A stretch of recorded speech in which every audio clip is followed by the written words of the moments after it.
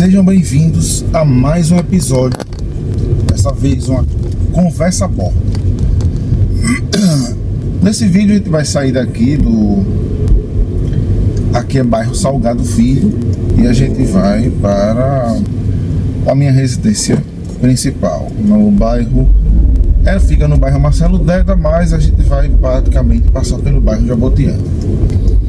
Mas esse vídeo não vai ser um guia de percurso, então as informações elas podem estar embaixo ou com alguma remissão a outro episódio anterior, que tem todas as informações do percurso. Eu estava pensando, essa é uma reflexão que talvez possa ter algumas divergências, porque ela é de cunho um pouco ideológico, Ela é ideológica.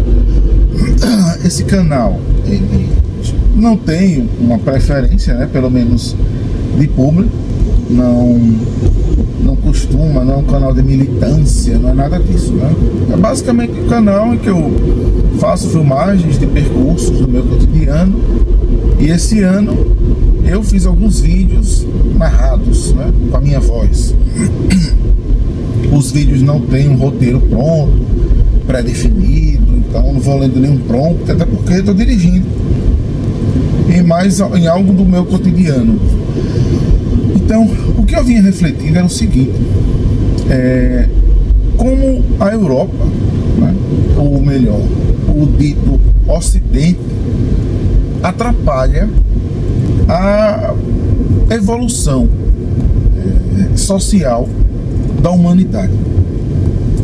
Porque se a gente vê, fatos sociais como a escravidão, as guerras, elas existem desde que a humanidade passou a existir enquanto espécie. Então, a gente vê massacres e genocídios até mesmo que remontam ao período do Paleolítico, antes mesmo da formação das primeiras aglomerações humanas, das primeiras comunidades, das primeiras civilizações. Esses fatos existem. Mas o que a gente viu desde o século XV, mais ou menos, foi uma proeminência dos povos da Europa Ocidental em relação ao mundo, Desde essa época que esses reinos europeus passaram a ter uma predominância, nas navegações, pelo mundo. Eles não foram os primeiros, diga-se de passagem, a circular o mundo, com seus navios, com suas naus, Os chineses já faziam isso antes, outros povos, inclusive o Império Mali, também já tinha entrado em contato com o continente americano, mas nenhum deles saiu para ocupar e invadir como fizeram os europeus a partir do século XV, mais especificamente. Então, desde então, eles vêm praticamente ditando as regras do mundo. Não existe um local do planeta em que a influência direta ou indireta da Europa e da sua continuidade natural, que são os Estados Unidos, ou os povos que, embora não sejam europeus, mas são associados a eles, como, por exemplo, o Japão após a Segunda Guerra, enfim.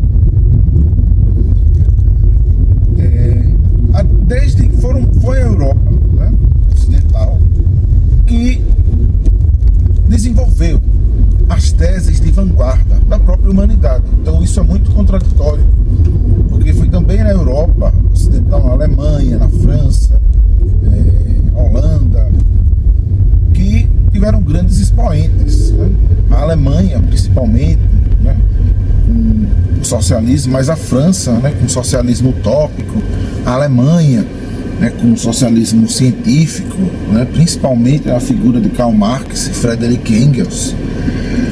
Mas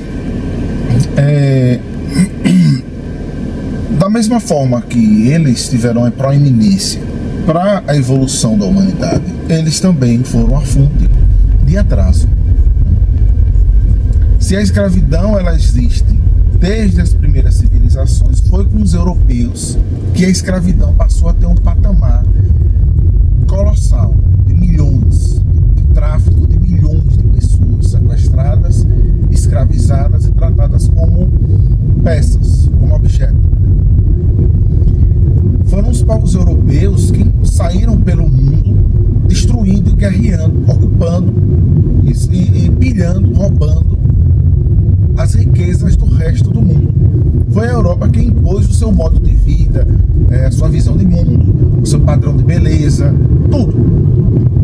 Mas o que a gente vê, né, depois do século XX, principalmente, quando tiveram várias revoluções e a gente teve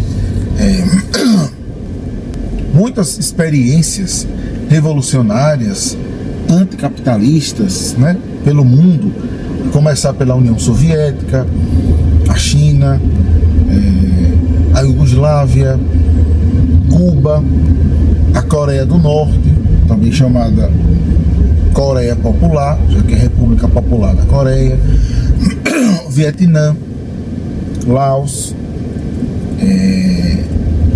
enfim, todas as experiências do século XX mostraram que a humanidade pode superar esse sistema capitalista encabeçado predominantemente pela Europa, né, e a sua continuidade natural, que é os Estados Unidos da América.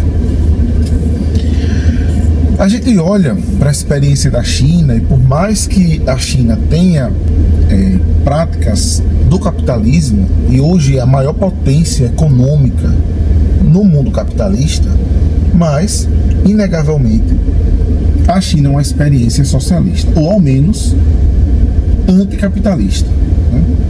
Então, se a gente olhar, né, não precisa ir muito longe, basta a gente ver qualquer imagem do progresso tecnológico da China.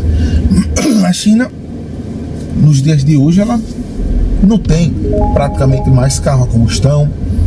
Há muito tempo, há mais de quase 20 anos, ou 15 anos pelo menos, a China já não usa mais moeda em espécie, dinheiro em espécie, compras, nem mesmo cartão de crédito. Tudo é pelo celular, tudo é por relógio, e isso está difundido. As pessoas têm acesso a esses meios de consumo, ou seja, a China, com a sua experiência socialista e práticas do capitalismo, mostrou que é possível sim ter um avanço tecnológico para todos.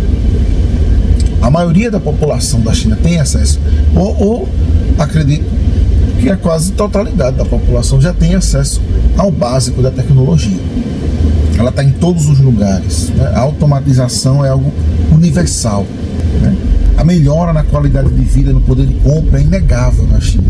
Ainda não se compara ao que foi visto no século XX na União Soviética. A União Soviética, por mais que exista uma propaganda, né, massiva de que era uma ditadura terrível, que as pessoas viviam muito mal, né, a União Soviética ela proporcionou um nível de vida nunca visto até hoje em nenhuma sociedade humana. Em Cuba, na Coreia Popular ou Coreia do Norte, existem, mas como são experiências profundamente sabotadas, né, economicamente, elas não conseguem proporcionar um nível de riqueza, porque elas não conseguem produzir, não conseguem se conectar com o resto do mundo, por causa dos embargos, né, encabeçados pelos Estados Unidos e Europa Ocidental. Então, todas as outras sociedades humanas, o que eu vejo é que elas vivem uma amarra, né? Esse sistema capitalista que impõe cada vez mais uma concentração de riqueza na mão de pouquíssimas pessoas, cada vez menos direitos, porque é isso que a gente vê como tendência. A gente vê cada vez mais reformas que vão empobrecer as pessoas, né? Reforma trabalhista, reforma administrativa, as reformas da Previdência, que na verdade são retiradas de direitos previdenciários, um ataque constante aos servidores públicos e ao que é público, né? Cada vez mais uma onda de privatizações em que você tem uma noção de praticamente um dogma do Estado mínimo para o que é de interesse popular, porque a segurança pública, por exemplo, ela não é mínima, né? A presença estatal. Então, o que a gente vê hoje nos Estados Unidos é uma sociedade falida, onde você vê milhares de pessoas em situação de rua, milhares de pessoas sem esperança, empregos cada vez mais precarizados, porque o custo de vida é muito alto. As pessoas que conseguem ter trabalho, têm 2 ou 3 trabalhos, sem férias, sem folga, sem nada. Trabalha até morrer. E se adoecer, como nos Estados Unidos, ou você morre na própria sorte, e se você chamar uma ambulância, já que a saúde é praticamente toda privada, você vai ter uma dívida e você não vai mais conseguir pagar essa dívida, uma dívida altíssima. Então, assim, esse sistema econômico que causa só desigualdade, sofrimento, guerras, como a gente está vendo atualmente, né? A colonização europeia no Oriente Médio através do Estado de Israel, né? Lembrando, o Estado de Israel, né, que eles se dizem como os descendentes dos hebreus que foram expulsos na diáspora romana, isso é uma falácia. O que tem ali é um amontoado de europeus, são poloneses, ucranianos, alemães, franceses, sem nenhuma descendência direta com os povos originários semitas daquela região, né? Enfim, são só europeus que criaram um enclave colonial no Oriente Médio. Da mesma forma que eles fizeram quando eles invadiram os outros continentes, e o próprio Oriente Médio, né? No passado. E no passado recente até. Então, assim, a humanidade, ela realmente precisa superar o Ocidente, os Estados Unidos. Hoje eu vejo com muita esperança a China, né? E os BRICS. Ainda que a Rússia não seja mais a União Soviética, que a Índia ainda seja um país com muitas contradições, o Brasil, né, não é uma potência militar, né, a ponto de assegurar, de ter uma segurança em relação a qualquer investida militar, né, mas é um contraponto a esse monopólio, a esse sistema. Então, a esperança na humanidade está na superação desse sistema capitalista, né, esse sistema imperialista encabeçado pelos Estados Unidos e com apoio, ou melhor, com a cumplicidade da Europa Ocidental, né, dos países da Europa Ocidental. Claro, a superação desse sistema não vai ser algo fácil, não vai ser algo tranquilo. Eles vão resistir até onde puderem, né? Mas superada essa hegemonia, né? Os Estados Unidos colapsando como um império global, né? Passando a ser uma potência regional, sem mais influência global, sem suas bases militares, ameaçando a segurança de todos os países, né? Pense, os Estados Unidos são uma ameaça à paz mundial. Eles são uma ameaça. Todos os países vivem com medo, né, das sanções. Quais vão ser as próximas sanções que vão ser aplicadas se não seguir a risca, se não ceder às chantagens deles. Quantos golpes de Estado tiveram e acontecem pelo mundo patrocinados por esse sistema imperialista? Veja o que aconteceu na Ucrânia em 2014, que gerou depois a guerra, mais recentemente.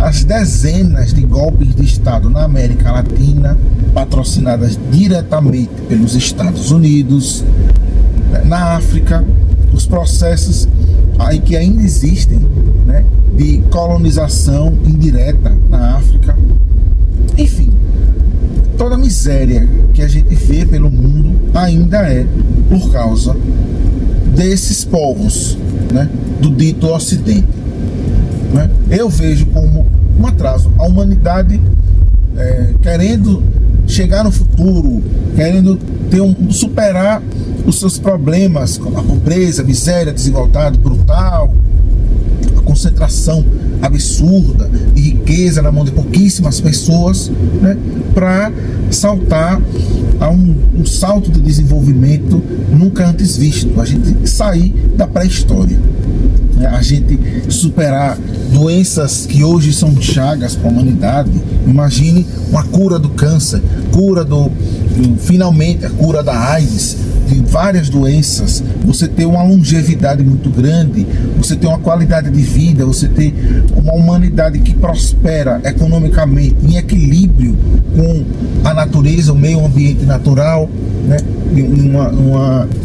Um desenvolvimento sustentável, plenamente sustentável.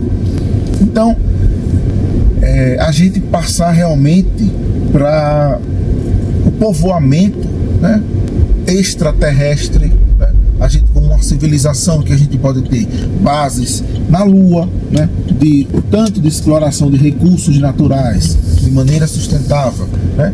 Em outros planetas, a gente ter sondas, a gente vislumbrar até mesmo a vida em outro planeta, né, ou em algum outro lugar fora da Terra, dar um salto no conhecimento científico que propicie a gente, enfim, ter acesso a meios tecnológicos nunca antes vistos. E é algo que a humanidade tem esse freio, é como se a gente estivesse andando com freio de mão para nossa verdadeira emancipação, libertação, né? Viver plenamente o que a gente tem de melhor enquanto espécie racional, né? Enfim, essa era a minha reflexão, né? É uma reflexão ideológica, mas uma reflexão que eu penso como cidadão nesse século XXI, né? Quando eu não vou ver, mas quando será que a gente vai dar esse salto, né? Quando a Europa Ocidental e os Estados Unidos não vão ser mais uma ameaça, esse freio de mão na evolução da humanidade? É isso que a gente espera, ou pelo menos quem tem consciência disso, não está tão completamente dominado ideologicamente pelos meios culturais que eles impõem, né? Então é isso. Se você gostou ou não gostou, dê um like ou um dislike, ou enfim. Mas é isso. A gente se vê em uma outra oportunidade.